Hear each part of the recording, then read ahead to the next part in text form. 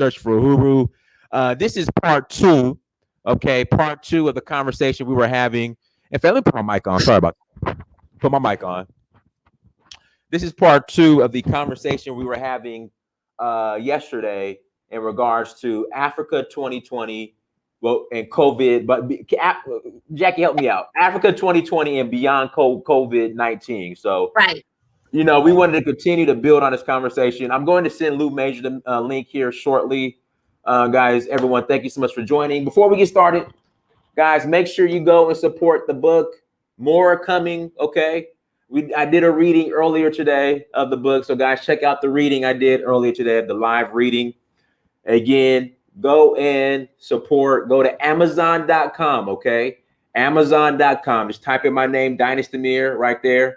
Type in Dynast Amir, and all my books will come up, or type in The Sun Loves Me and Dynast Amir. Go and support the book, you guys. Listen, I want to sell 1,000 children's books this month.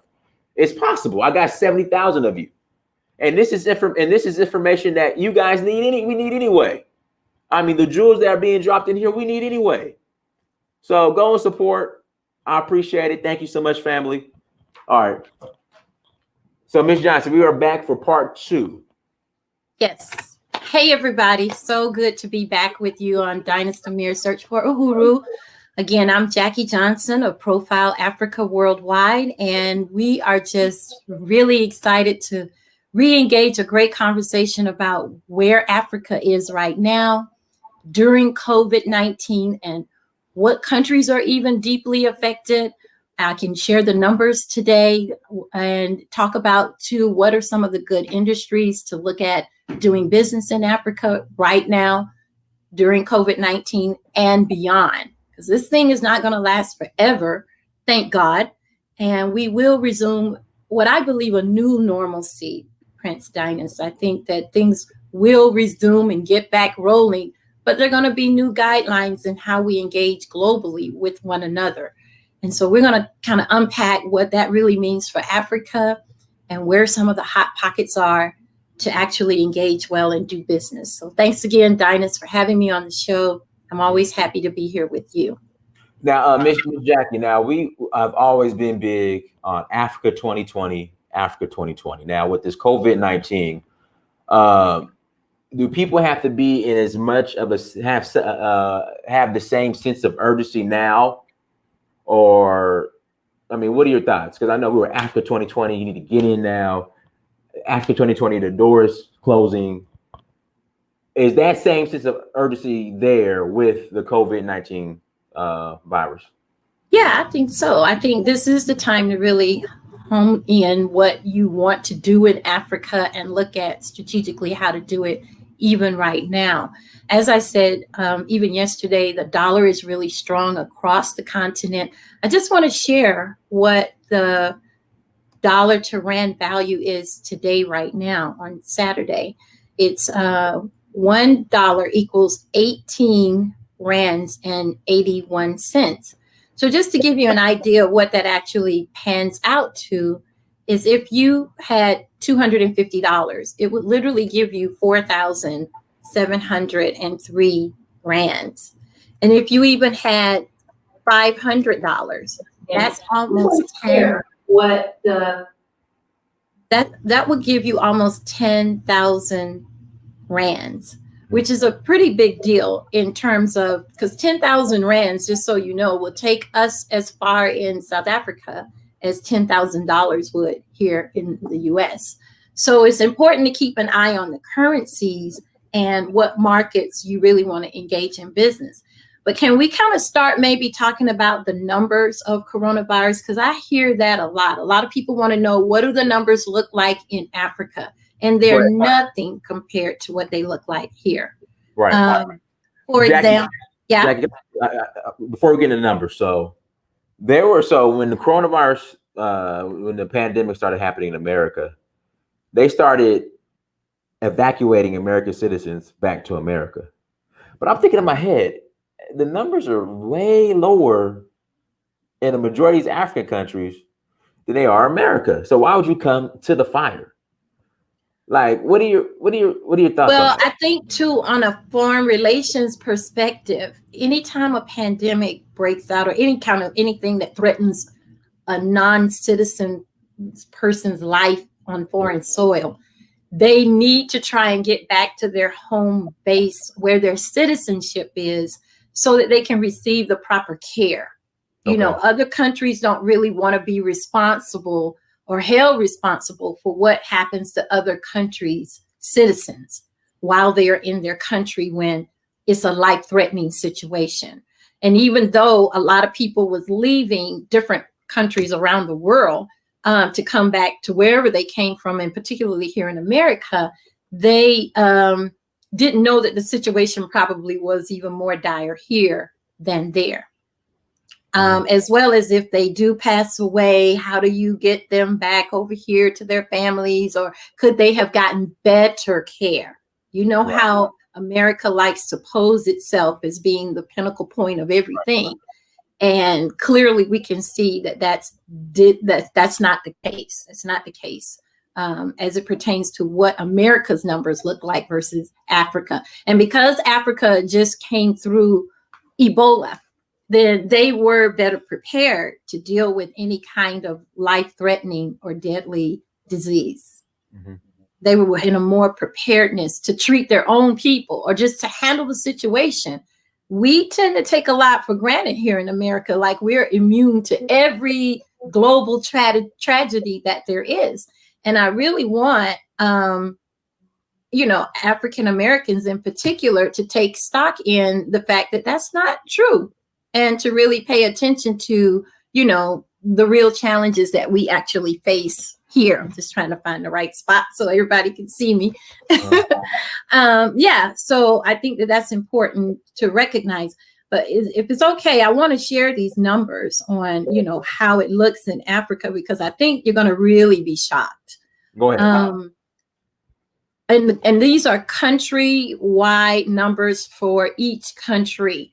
So let's start with Nigeria, which they're the most populous country on the continent. And to date, they only have 1,932 cases, confirmed cases.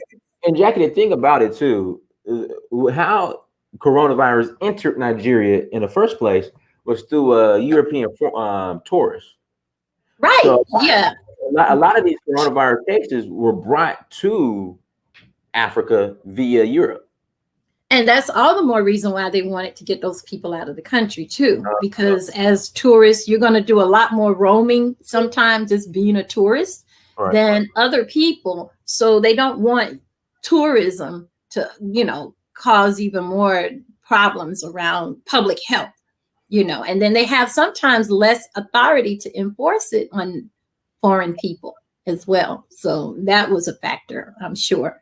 But yeah, so Nigeria numbers were just so dismal compared to its population. Kenya had less than 500. I'm going to give you the ones that even had less than 500 cases. Kenya, 396. Rwanda, 243. Uganda only had 83 confirmed cases. And some of the larger ones were South Africa, in my view, probably topped the charts of 5,647. And that's and that's also about the reference to tourism. So many people tour there. And then there's so many foreign nationals as well, people that come from all over the world that live there. And lots of people that don't look like us as well. Right. And then Egypt was the second highest at 5,537. So they literally have $100 case difference between Egypt and South Africa, almost to the number, like 100 people is the only difference.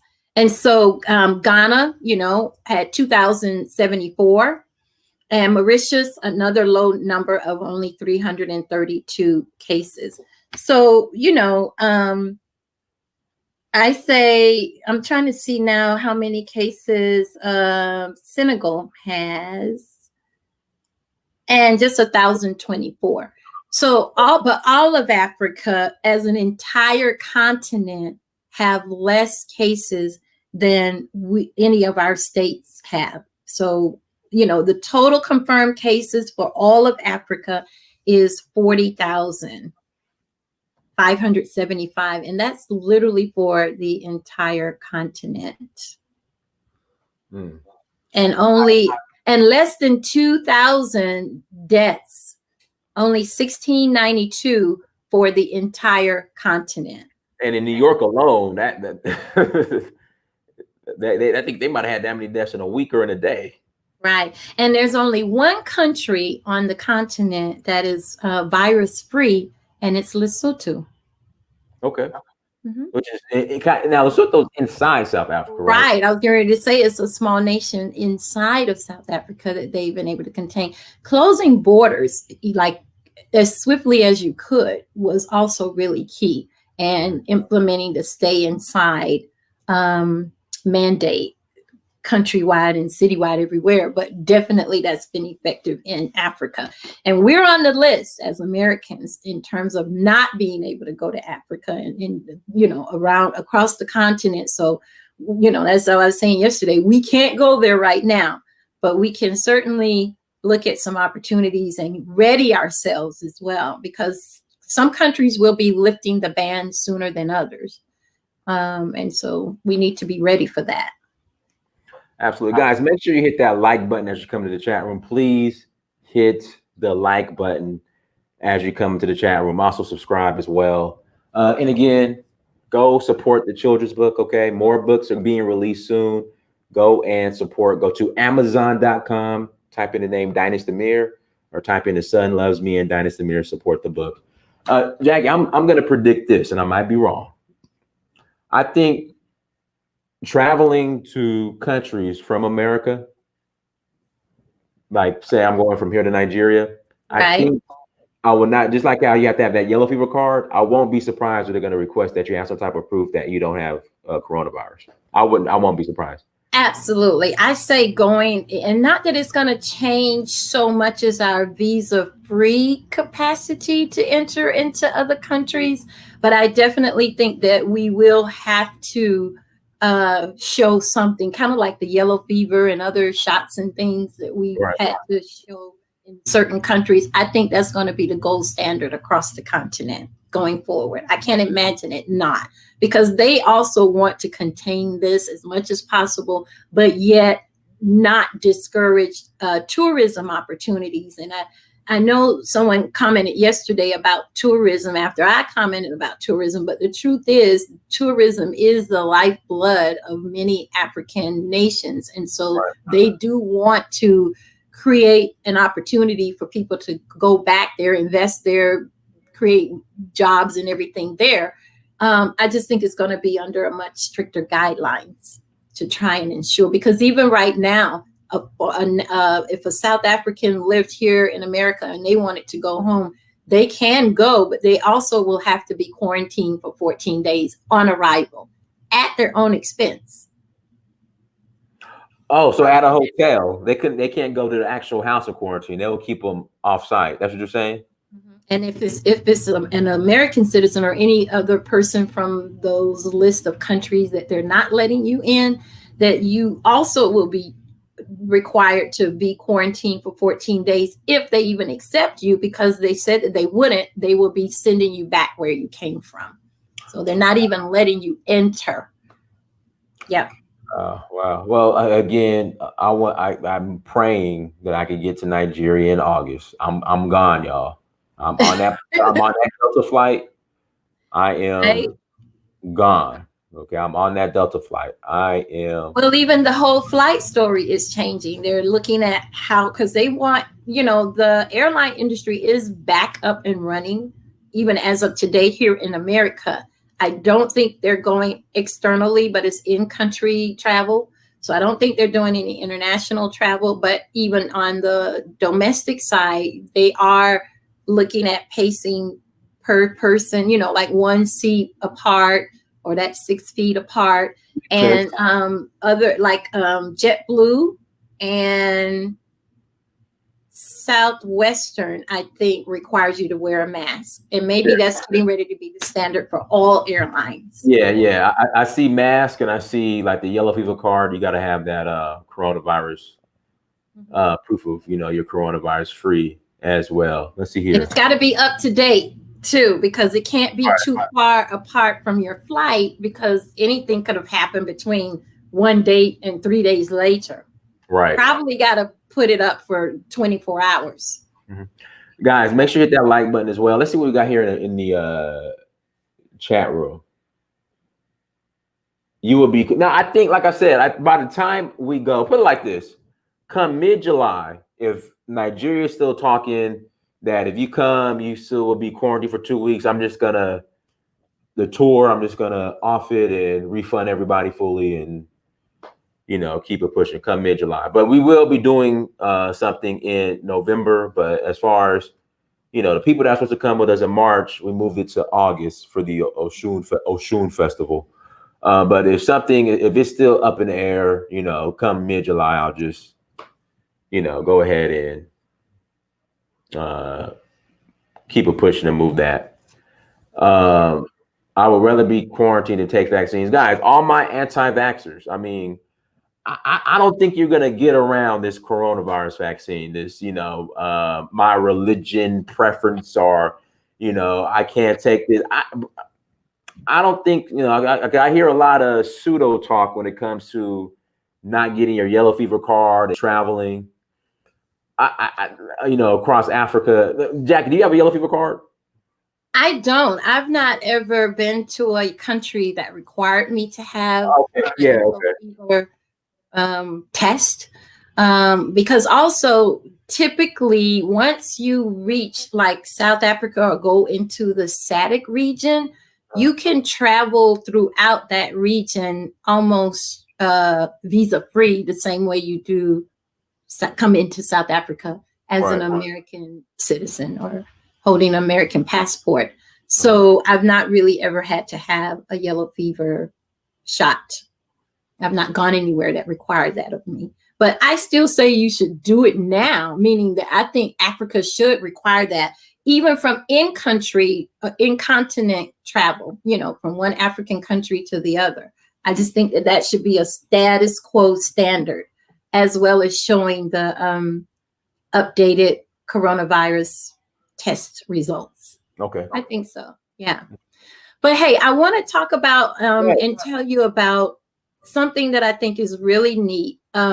My media partner, CNBC Africa, which is based in Johannesburg, is having a virtual workshop on Tuesday, May 5th. And it's for, if we really want to understand what the pulse of business on small businesses, what's really happening in Africa, then we should tune in on Tuesday, May 5th at 2 p.m. Africa time for a virtual workshop called Reviving Your Small Business through COVID-19. And it's going to be with leaders from around the globe talking about where things are now and how to engage your business, to finding out how to access funding. And it's just, keeping you up to scratch on how the condition is actually happening in Africa around doing business in Africa during coronavirus, and also how to strategically build or rebuild your business for tomorrow, like tomorrow meaning beyond COVID-19. So it's a global virtual workshop, Tuesday, May 5th at 2 p.m. Central Africa time on CNBC Africa. And I can put the link to you, Dynast, so that you can share it with your audience. Yeah. Send that to me. Yeah, send that to me on Facebook, and I'll post it on Instagram and stuff as well. Yeah. Information like that is important. Yeah. And it also, if people even go on CNBC Africa and look at some of the clips around, what Africa is actually talking about with regards to dealing with coronavirus. They're very informative. They're my media partners, and I'm really looking forward to doing some unique things with them in the future, in the days to come. So, but on Tuesday, May 5th, 2 p.m. Central Africa time, and that means a lot to wherever anyone is in terms of the U.S. I'm still here in LA, so a lot of times I'm going to be up in the middle of the night or super early in the morning just to stay up to scratch with what's happening in Africa, because I can't tell you, I have struggled, Dinah, with another element of time difference. And time goes by really fast here in LA, man. You can't harness your day. Time I open my eyes, it's like gone in 15 minutes.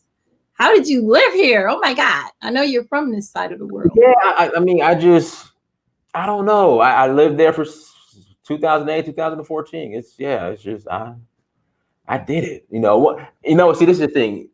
A place every LA, it took me a year to get acclimated. After that year, I kind of got used to everything. But it's LA. Yeah, because I'm used to being 6 or 7 hours behind South Africa. And then when I come here, I'm like 10, 11 hours behind. And so I feel a lot of anxiety sometimes. At time I open my eyes, I feel like I'm already so far behind the world, especially even with Eastern Standard Time. I'm usually right on live. Good Morning America. I'm there when everything is actually happening live. Where in here, I'm watching it 3 hours later. And so for me, it's been really hard. And then the day goes by so fast. I'm struggling to just grab a hold of time. Mm-hmm. But I'm getting there. Yeah. So, but definitely have your viewership tune in to that CNBC. Do me a favor, Jackie. If you could right now on Facebook, just send me that link if possible, and I could go ahead and put it up. Okay. Right now, guys, make sure you hit that like button. Make sure you share. Also, Jackie. So, what we kind of got into it. What opportunities do you think are going to be available? New opportunities for those with this COVID-19 pandemic going on. I'm always saying how important it is to make the most of your investment by, first of all, mitigating your risk. It is not necessary to start everything in Africa from ground zero. I just don't believe it. And so what I look for, and I advise my clients, is to let me identify good opportunities to be a partner. One, if you're not ready, willing, or able to go live full time in Africa, then that has a bearing on what kind of business you actually can get involved in, because you're not there every day to man it. And then the other aspect that we have to consider is time. How much time can you put in Africa? And then how much money do you have to put in Africa? And one of the things I think has been very effective and successful is partnering with people. You would not believe, we have to dispel the idea that everybody in Africa is struggling and that people on the ground who have born and raised there don't know how to do stuff. There are a lot of successful people doing very well in Africa. The middle class is growing, and it can grow even faster. And there are ways for us to instantly go to Africa and be a part of the burgeoning middle class. One of the fastest ways to do that is to partner with people already in business. Your money goes further, it mitigates risk, and you see faster returns on your investment because it's already an up and coming, thriving business. So I would say right now, look at businesses that are providing essential services, the same kind that we have here. And just like we thought, or there could still be a possibility of a meat shortage in America, and not because of the food shortage, but the supply chain management of getting food from manufacturing outfits into the stores for us to buy right now. So that same dilemma could be the case in Africa if they hadn't fine-tuned their supply chain. So I'm still saying that agriculture is an amazing business because that's one of the businesses still up and thriving during coronavirus.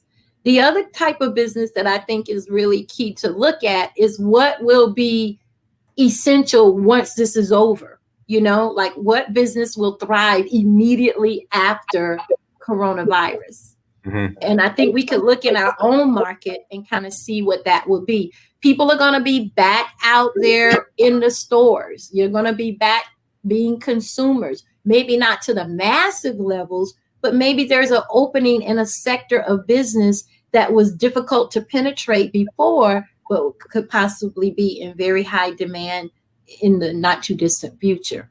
And then how much money do you have? And think about markets where your dollar is so much stronger today than it was 2 months ago, where there could be opportunity to invest in something and get more equity in it because you bring in dollars that have greater value.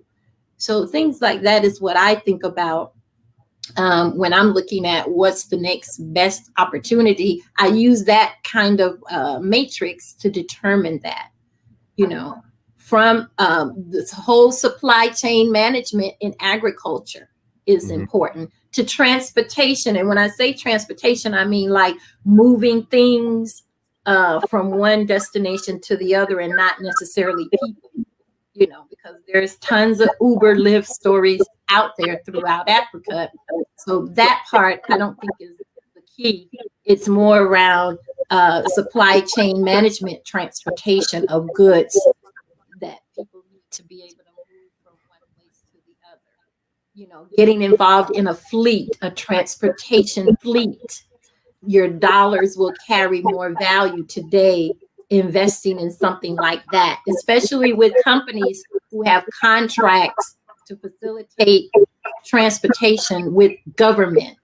Once you understand their client base, you can get involved in investing in companies like that, because $10,000 today is so much more valuable than $10,000 45, 60 days ago. Okay, absolutely. Guys, again, thank you for joining. Hit that like button, share, subscribe. I did email Lou Major the link, but he's in Ghana, so I think they're like 5 hours ahead, so he might be asleep. Well, Lou's up, so it's 12. He lives there. He lives in Ghana. Yeah, he lives in Ghana. Yeah. Oh, okay. I wasn't aware where he was calling. Yeah, but like I said, it's he's usually up. I don't think he sleeps. So he's always on. Now, Jacque, let me ask you, for people who are interested in fact, Jacque, tell everybody what you do. Okay. Sure. Profile Africa Worldwide is a brand strategy, public relations, business development, and media agency. We help create strategies to help companies grow. And we also introduce companies into the African market, as well as facilitate African companies doing business here in the U.S. And on the media side, what we're working on and have been for the last 2 years is developing content and strategic media relationships, because we understand where media is going in the not too distant future as it pertains to Africa. Who's telling our story, where and how, and the narrative, who's driving or being a part of rebranding Africa, sharing unique stories such as your own, and where great opportunities are, and profiling businesses and people. We've been working on setting a stage for that with some very unique and strategic partners, some who have global reach, as well as here in the US, which I think is extremely important, because this is a huge market for Africa growth, but a good portion of it is being diluted in terms of the message. Too many people, particularly those that look like us, still don't know how amazing Africa is and where the opportunities are and how to go to Africa and do business, or to just share with people who share about people who have gone and successfully achieved doing business in Africa. I think we should not be quiet about that. Nope. And Profile Africa Worldwide is not just a name, but actually a mission, because I am not Africa alone. You're not Africa alone, but we all are Africa together. And we have to share our stories and tell our truth about how we made it in Africa, to what to do, what not to do in Africa, particularly as one who lives in the diaspora. So we're working on some strategic things to help foster the right vision for Africa, as well as tell bright new stories about who we are and how we play a role in helping Africa to grow. And my whole theme is about really sharing how to engage in Africa, but to make sure we understand how important it is that we go and do this together. I always say to one of my close friends that no one out here is competition, in my view. They're always going to be a story. Exactly. There's enough for everybody. It really is. And here's the thing, Dynast, and this is where you and I and others and our brother Rashad in Senegal, who is doing such an amazing job and the driving force behind Africa Day 2020 in Senegal, that now has to be on the digital landscape due to coronavirus. But so many people that may have visited to Africa but haven't gone as many times as you have and haven't lived there don't understand the immense opportunities where we don't have to compete with one another. I'm a trendsetter, but I also track and watch trends. And I'm always inspired and excited when I see other people expressing their love and just profiling Africa. I'm always happy to see what other people are doing. And I always see them as a potential partner or someone or a company to actually profile Africa. It's like I don't really see anyone as competition because we really are in this thing together. And it's so much out there. No one person can consume it all. So it's not like there's a shortage of supply of anything. It's not a shortage of supply of what to do, or where to go, where to live, what to buy, what to make, what to share. It's just so full of opportunity that I believe everyone has an opportunity to go and carve out a unique platform for themselves. There's like zero competition in my view. And if someone is doing something better, badder, faster, swifter, then that just shows you where the bar is, and where the par of the bar is and where you need to be, how you need to compete in terms of positioning yourself or your brand out there. But the actual lot to be gotten, it's so much that no one person can carry it all by themselves anyway. And it's just like having a TV network. There's ABC, NBC, Fox, CBS, There's no one thing for anything. So we shouldn't see each other as competitors, but partners in progress for moving the ball and the mindset of people as it pertains to Africa. Jacque, finish your statement. I was saying we're in this together, and we are stronger together than we are apart. So creating synergy and unifying us as a collective who want to be a part of Africa's growth and even spur it on, then no one shoulder, can make that happen. We have to unify ourselves in the effort, in the message, in the things that we target to get achieved while we're here in terms of building legacy for ourselves and others. Jacque, how can people get in contact with you? People were asking in the chat room. Okay, yeah, sure. It's 202-630-2077 is my number. And then my email is like my name on the screen, jackie.johnson@live.com. And I do want to say that earlier in the year, Profile Africa partnered with some media agencies that we had planned to be launched out by now, but coronavirus obviously has intercepted that. And we're looking at a new release date in terms of just a total collective of a rebrand effort that will continue to unite us so that we can be a part of driving the narrative on Africa and open up new critical opportunities to do online digital programs and make sure that it's seen by the world, as well as some of the domestic networks here and what they intend to do on the digital landscape as it pertains to Africa. So those are the type of headways that we've paved and made. And you and the whole world will hear more about it in the not too distant future. But just as soon as we can come through the real intensity of COVID-19, then you will hear from us in a bold way. And I'm really excited about that. Long awaited. It's been about a good 5 years that I've been working on some things. And that's also how you have to understand Africa. Ideas and things that I had when I first entered the continent, which this year will be 15 years ago. Some things are just coming into demand right now, but they've been cultivated for years and years and years. And that's why it's important to stay on top of trends and see windows of opportunity due to the lack thereof. You know, when there's a lack of something in Africa, don't complain. See it as an opportunity for yourself.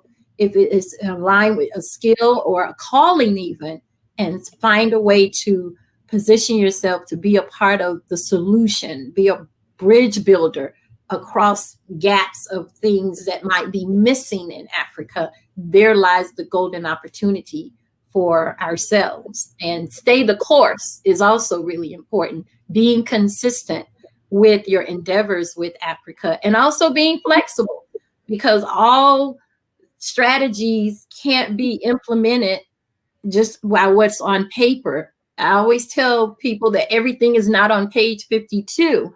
You have to be flexible and be able to shift gears and dance through the things that you can only know until you go and get there and get your feet on the ground and understand circumstantially what you can do, because what's on paper is theoretical, but then the real life application of what you can do in Africa goes along with going to Africa. And we create Go Sees so that people can literally go see a particular country and the industry and meet critical people that they can maybe partner with or learn from, and then fully understand the breadth, width, and landscape of their opportunity. And that's really important. Okay. Guys, any questions in the chat room? Any more questions in the chat room? If not, what we'll do, we'll go ahead and close out. I guess Lou Major isn't coming. But guys, any questions in the chat room, please ask. Let me read this statement. You know, we'll read this one statement, Jackie. Yeah, diasporans hold the key. We know that politics and medium is a sham. The continent doesn't yet appreciate the true global value of the land and sovereignty. What are your thoughts on that comment, that statement? Read that again. Yeah, diasporans hold the key. We know that politics and media is a sham. The continent doesn't yet appreciate the true global value of the land and sovereignty. Well, you know, in regards to the diaspora, we really do hold the key. And that is why we have been declared the sixth region of the continent, because we carry something that Africa can't reach from within. They need to be able to reach from the outside, and we are on the outside as a part of the diaspora off of the continent. So we have skills, we have resources that we can access, as well as just this market even, because I do want to say this to your viewers, that all good business in Africa is not just business in Africa. You could have a good business here that actually gets exported or imported over into Africa, or provide a service to Africa from America or anywhere in the diaspora. So, and they know that, they saw that and see that, which is why there's been this, you know, global mandate that we become the sixth region. And then when you look at things like Ghana, the year that it's, you know, put out the year of return last year, and how that brought $1 billion of revenue to this country, that shows you the power of our dollar as the diaspora and our impact on an economy for a country. So we need not to forget that. And like he said about the media being skewed, it is what we are here to clear up. Every opportunity that we have as Africans in the diaspora, we have to foster that right message and keep sharing it again and again and again across all platforms, and partner with others who have reach and capacity to help us share that message, so that we get the value out of our own story. Yes, telling our own story and being able to forge forward a path that we can bring other people on. Because even you, with what you're planning to do now in August, for every person that comes, that's a success story for Dynast Amir, Search for Who. Yes, absolutely. Absolutely. So what we'll do, we'll go ahead and close out. Yes. Lafitan, Jackie is on Facebook. Jackie Johnson on Facebook, correct? I am Jackie Johnson is what it says. It's all one. I am Jackie Johnson on Facebook. Yes. Yes, Latifat. I am Jackie Johnson on Facebook. So, Miss Jackie, what would you like to say in closing? And one more time, how can people contact you? Okay. Well, the way you can contact me is email me. And as my name is on the screen, jackie.johnson@live.com. And my global number that you can call me on WhatsApp if you're in Africa or somewhere foreign to the US, as well as within the US, is at 202-630-2077. And I just want to say again, thank you, Dynast, for having me on your show and sharing with your audience. I'm always so happy to be here. And we will be supporting you and your books and all of your literary works. I'm so proud of you for that. That's right. Share about your book. And I just want to say to everyone that Africa will own this decade. We will in Africa outpace the world in population growth over the next 20 years. And property values are going to be amazing. What you can get today for the value of $1, you are probably not going to be able to do that in another year from now. So if you have money to invest in Africa, now is the time to do it, particularly in real estate. And I just appreciate everyone for supporting Dynast, supporting me and our Africa growth journey. Thank you so much. And we are stronger together than we are apart. Yes, guys, everybody, again, go to Amazon.com. Okay. We're going to sell 1,000 books this month. Why not? Amazon.com. All right. Search Dynast Amir or search The Sun Loves Me, Dynast Amir, and the book will come up. Again, go to Amazon.com, guys, and buy the book. Please support. So everyone, thank you so much for joining. Make sure you go to DynastAmir.com. Make sure you like, share, and subscribe. Until next time, family, Dynast Amir, Search for Huru. Peace. Thanks, Dynast. Thank Have you. a good day. You too.